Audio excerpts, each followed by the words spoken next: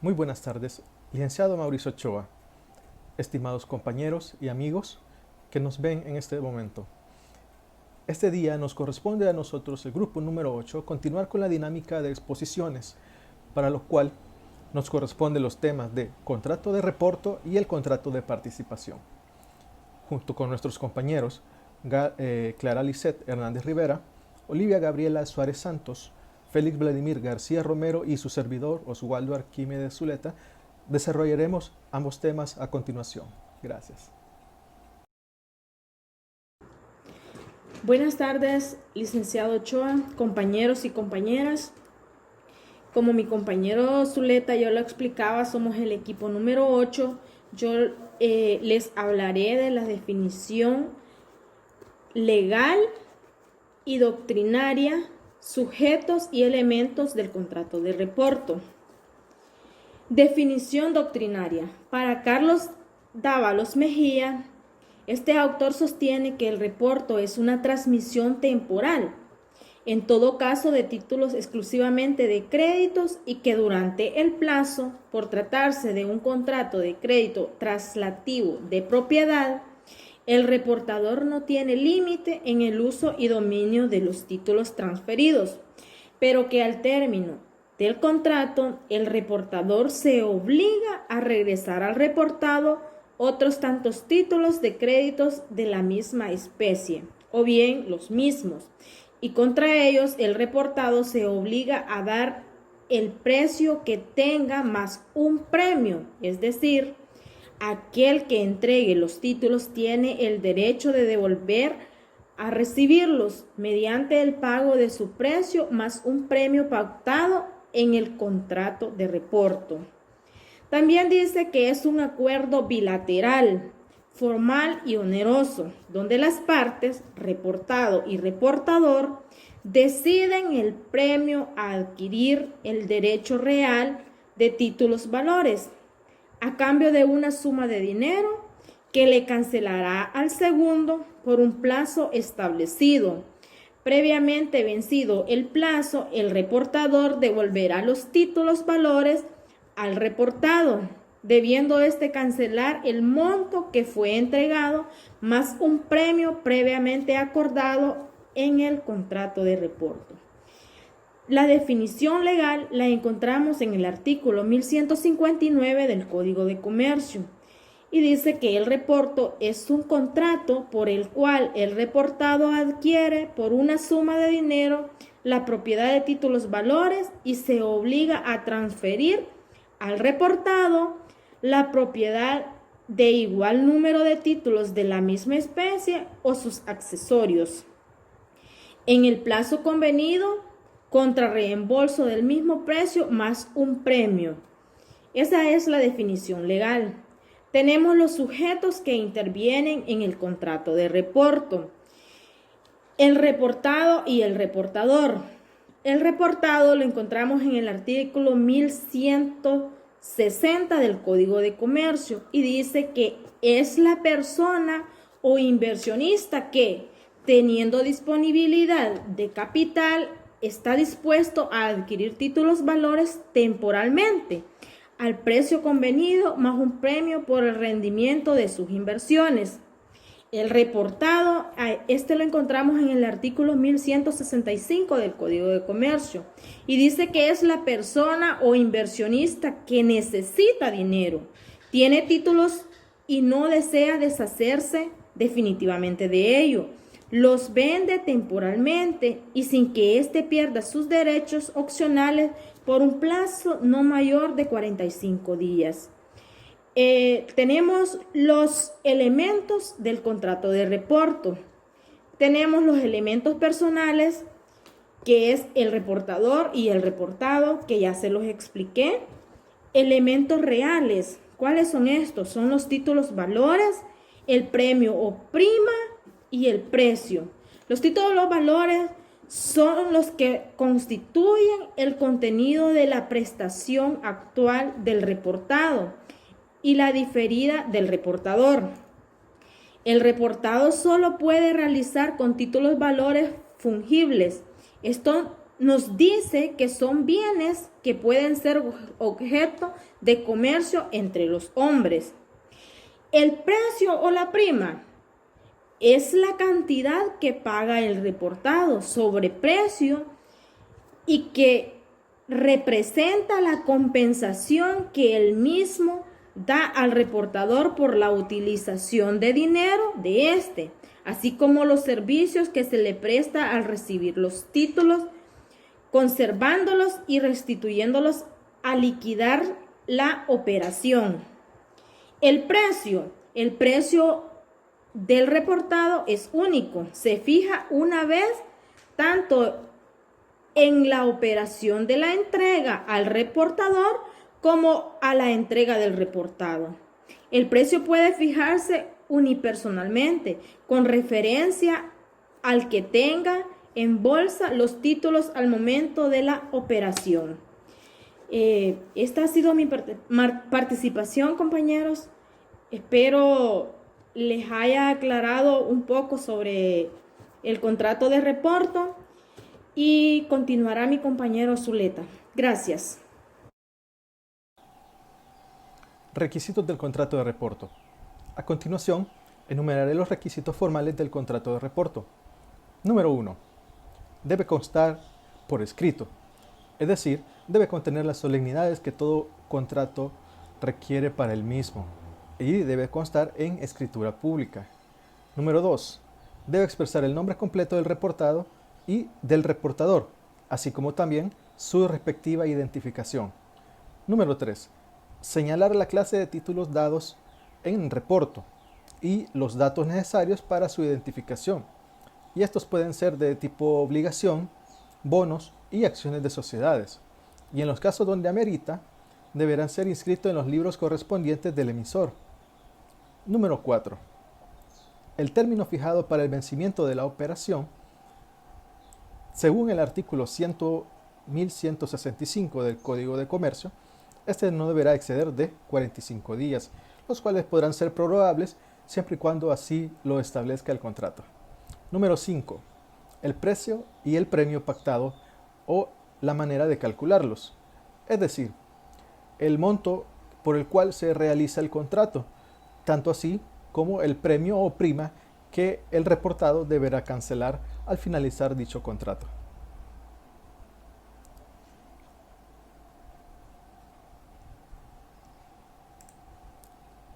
La legislación correspondiente del contrato de reporto en el Código de Comercio. El contrato de reporto se encuentra regulado en nuestro Código de Comercio en el título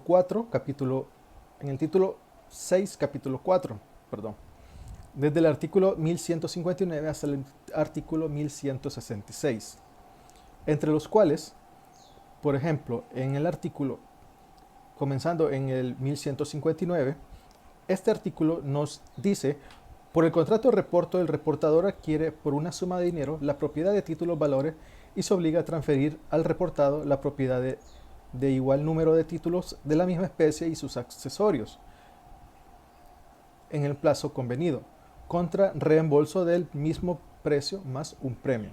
Como pueden ver en este artículo, el legislador nos establece el concepto del contrato de reporto, tanto así como las partes y la manera en que debe de realizarse este mismo. En el artículo 1160, en este artículo se establece la forma de realizar el contrato, y este se debe hacer constar por escrito, es decir, con las solemnidades que establece la ley, especificando los nombres exactos de las partes y el detalle exacto de los títulos valores en cuestión. En el artículo 1162 dice: salvo pacto contrario, el reportador estará obligado a ejercitar por cuenta del reportado los derechos accesorios correspondientes a los títulos dados en reporto. Los dividendos o intereses que se paguen sobre los títulos durante el reporto serán acreditados al reportado para ser liquidados. Las amortizaciones, dividendos o intereses sobre los títulos quedarán a beneficio del reportado, salvo pacto contrario. El derecho de voto inherente a los títulos que lo tengan corresponde al reportador, si no se estipulare lo contrario. En este artículo, el legislador le da ciertas facultades al reportador, quien es el poseedor de los títulos valores. Por ejemplo, si son acciones de sociedades, el reportador tiene el derecho de votar en la junta de accionistas de dicha empresa, pero los dividendos o utilidades que ésta genere siempre serán para el reportado. Artículo 1164. A falta de plazo señalado expresamente, el reporte se entenderá pactado para liquidarse en el último día hábil del mismo mes. Es decir, en este artículo, el legislador nos da una fecha de vencimiento del contrato de reporto si en un dado caso este no lo contara. Y es el último día hábil del mismo mes donde fue emitido el contrato de reporto. Ahora bien, si el contrato de reporto fue emitido en fecha 20 días pasado la fecha del mes, este tendrá como vencimiento el último día hábil del siguiente mes. Artículo 1165. En ninguno de los casos del reporto podrá ser mayor de 45 días. Toda cláusula en contrario se tendrá por no escrito. El plazo de la operación podrá ser prorrogado por un término no mayor de 45 días, una o más veces, bastando al efecto la simple mención prorrogado u su equivalente o alguna otro equivalente, determinando el número de días suscrita por las partes en el documento en el que se haya hecho constar la operación. En este artículo el legislador nos dice que el contrato de reporto no puede exceder de 45 días, aunque si el contrato lo establece, nos da la opción de que puede ser prorrogable por un periodo igual de 45 días. Artículo 1166. Si el día del vencimiento del plazo no se liquida ni se prorroga, el reporto se tendrá abandonado y la parte cuyo a favor resultare alguna diferencia podrá reclamarla. Si al final del contrato no se cumple la parte del reportador, el reportador tendrá derecho a liquidar el contrato y quedarse con los títulos valores. Ahora bien, si los títulos valores el valor es mayor al del contrato, el reportado tiene derecho a pedir su diferencia. Gracias. Buenas tardes, licenciado y compañeros. Esta tarde vamos a seguir desarrollando el siguiente tema, el cual es el contrato de participación. Este contrato es un contrato mercantil típico y nominado. Decimos típico porque se encuentra dentro de nuestra legislación y nominado porque existe una figura determinada para él dentro de nuestro Código de Comercio. Este contrato es por el cual un comerciante, que puede ser individual o social, a quien vamos a denominar gestor, recibe aportes, bienes o servicios de una o varias personas que pueden o no ser comerciantes y a quienes vamos a denominar participantes. Esto con el objeto que el gestor los aplique a una o varias operaciones propias de su empresa o al giro total de la misma y así poder compartir las ganancias o pérdidas que resulten durante el tiempo del contrato. Algo muy importante en este contrato es que el participante no se vuelve socio del gestor por el hecho de hacer estas aportaciones. A continuación vamos a ver el concepto desde el punto de vista de unos autores. Para Martínez Val, el contrato de cuentas en participación es aquel en el cual una persona llamada gestor o titular, por lo general comerciante, se obliga a dar a otra u otras llamadas partícipes una participación en los beneficios o en las pérdidas de una o varias operaciones mercantiles o en el giro de su comercio en general. Asimismo, para Gavino Pinzón, la participación es un contrato por medio del cual dos o más personas hacen aportes destinados a uno o varios negocios adelantados por uno de ellos en su propio nombre y bajo su responsabilidad ante terceros, con la obligación de rendir cuentas a los demás copartícipes y de repartir con ellos las utilidades obtenidas. Asimismo, en nuestro Código de Comercio, en el artículo 1519, encontramos que el contrato de participación es aquel por el cual un comerciante se obliga a compartir con una o varias personas que le aporten bienes o servicios las utilidades o pérdidas que resulten de una o varias operaciones de la empresa o del giro total de la misma. Como podemos ver, tanto los autores como nuestro Código de Comercio rescatan los mismos elementos. El primero sería que el objeto del contrato es que el gestor aplique dichos bienes a una o varias operaciones propias de esa empresa o al giro total de la misma. Y el siguiente es que la finalidad de este contrato es compartir las ganancias o pérdidas que resulten de dichas operaciones. A continuación vamos a ver los elementos del contrato de participación. El primer elemento es el elemento personal. Este es el que hace referencia a los sujetos que intervienen en la contratación y se denominan los sujetos como gestor y partícipe. Cada uno de ellos juega un rol preponderante para que el contrato se lleve a cabo. El segundo elemento es el elemento real. Este elemento es fundamentalmente los bienes y servicios que aportan los participantes. Estos bienes deben ser conforme al giro de la empresa y lo que se establece en el contenido del contrato. Asimismo, tienen que ser objetos lícitos del comercio. El elemento formal es conforme a la naturaleza de los contratos mercantiles. Este no está sujeto a formalidad alguna, pero se recomienda que se haga por escrito y se indique de forma taxativa en que consisten los bienes que cada participante va a aportar, la forma en que se va a realizar, el plazo de la misma y la forma en que va a ser repartida las utilidades. En cuanto a los sujetos que participan en este contrato, tenemos al gestor. Este debe ser un comerciante social o individual y es el único obligado frente a terceros, con derechos y obligaciones. Es él quien contrata en nombre propio y ante la ley es el único responsable. En cuanto a los participantes, pueden ser una o más personas, no necesariamente tienen que ser comerciantes y son los que aportan los bienes y servicios al gestor. En cuanto a la administración de este contrato, se encuentra delegada en la persona del gestor. Es él quien actúa en nombre propio y se obliga a que la empresa se maneje con éxito. Asimismo, todas las gestiones son realizadas por él, siendo él el único que se encuentra vinculado jurídicamente frente a terceras personas. Si bien es cierto, dentro de este tipo de contratos no existe un órgano de administración por no ser una persona jurídica, sí existe una relación contractual entre los participantes y el gestor. A continuación, mi compañero va a seguir desarrollando la segunda parte de este tema. Es un gusto poder estar con ustedes a través de este medio y seguir compartiendo este tema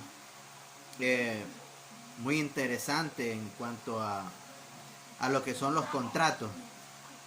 De este contrato no se escucha mucho aquí en nuestro medio y es un contrato muy bonito de recomendar,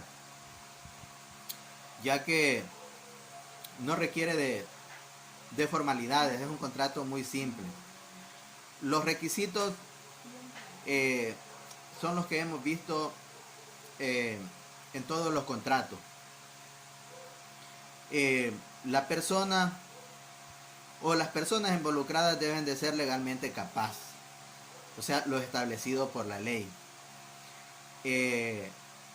Deben de consentir. El consentimiento es muy importante. No debe de adolecer de vicios.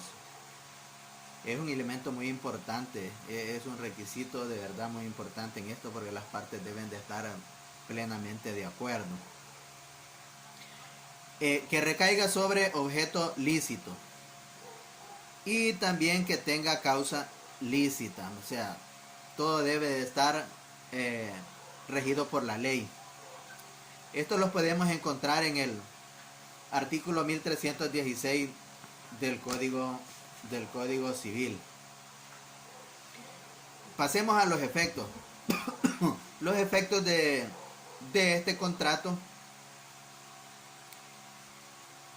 son los siguientes.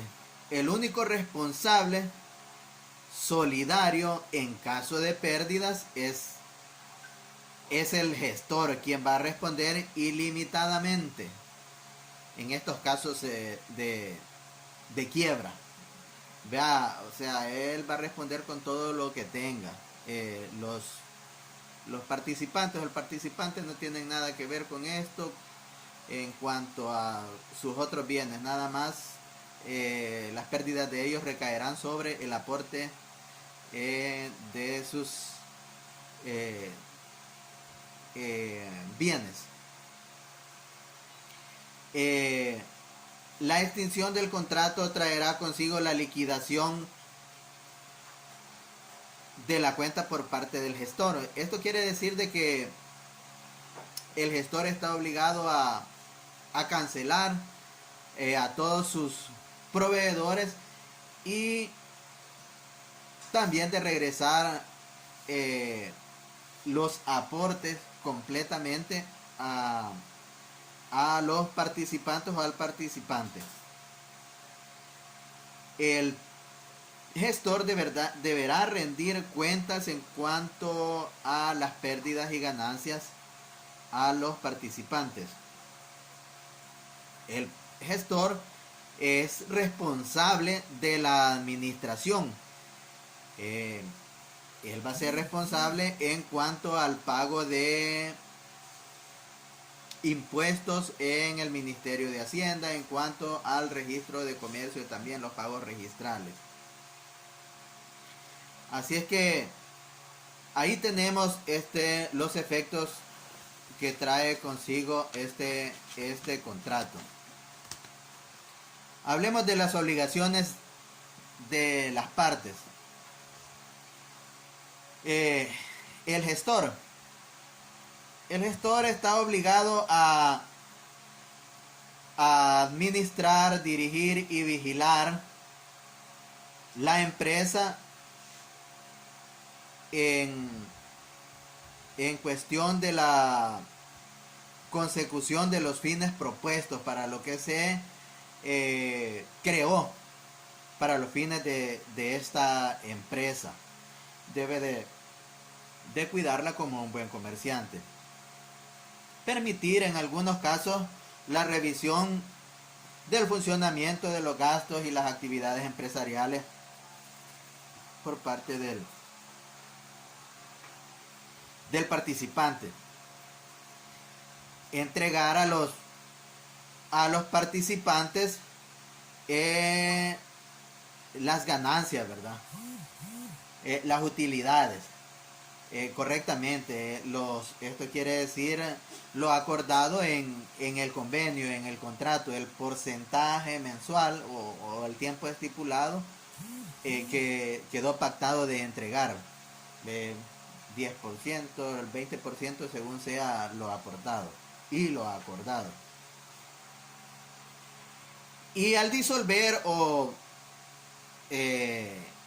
finalizar el contrato deberá devolverle al participante completamente todas las aportaciones hechas. Debe de devolver todo lo que el señor que le suministró, ya sea bienes o dinero, en el momento de disolver. Y ahí pues se acaba la obligación. Nadie está obligado a seguir en comunión en el contrato. Bien, las obligaciones del participante son entregar al gestor lo acordado en el momento de haber realizado el contrato, entregarle los bienes, servicios y pues el efectivo acordado. Cumplir con todas las obligaciones contraídas en el convenio. No deberá entrometerse en la actividad dinámica empresarial. O sea, el señor participante no puede meterse con los empleados ni con la forma de manejar la empresa que tenga el gestor. Y como para finalizar, al retirarse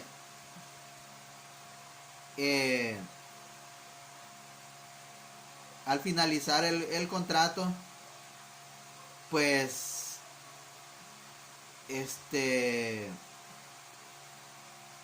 ninguno de los dos está obligado a seguir. Cada quien pues puede seguir su camino. Y pues como les digo, es un contrato muy simple, el cual no requiere por el contrato algún registro. Así es que simplemente así de fácil, así como se hizo el convenio, se disuelve y listo.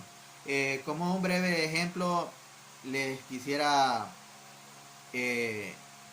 exponer así, hoy que hemos tenido la oportunidad de ver cómo ha florecido muchos negocios, muchas empresas de libre en motos y en bicicletas. Pues un ejemplo sería ese. Por ejemplo, he puesto una empresa de delivery con motocicletas y me está yendo bien, pero no tengo más dinero para comprar otras motos y ampliar la empresa para poner en otras ciudades. Y busco un amigo y me financia cierto dinero para comprar unas motos. Entonces, de esa manera podemos acordar, él va a ser el participante y yo voy a ser el gestor, el que va a llevar la empresa, el que va a manejar la empresa. Él solo por el hecho de aportarme ese dinero, él va a recibir un cierto porcentaje de ganancia al mes y nada más. Él no tiene compromisos más que solo el beneficio de recibir las utilidades. Pero al terminar este contrato, ya sea si lo hemos hecho por 5 o 10 años, pues yo debo de entregarle el dinero que me prestó para comprar las motos. Si fueron $10,000, entregarle su dinero exacto. Y ese sería un ejemplo del que podemos tener hoy en cuenta y recomendarle en alguna vez a un cliente, pues, porque hay mucha gente que no sabe de que existe este tipo de contrato. Esta ha sido mi participación. Espero les sirva en algo y muchas gracias por la atención prestada.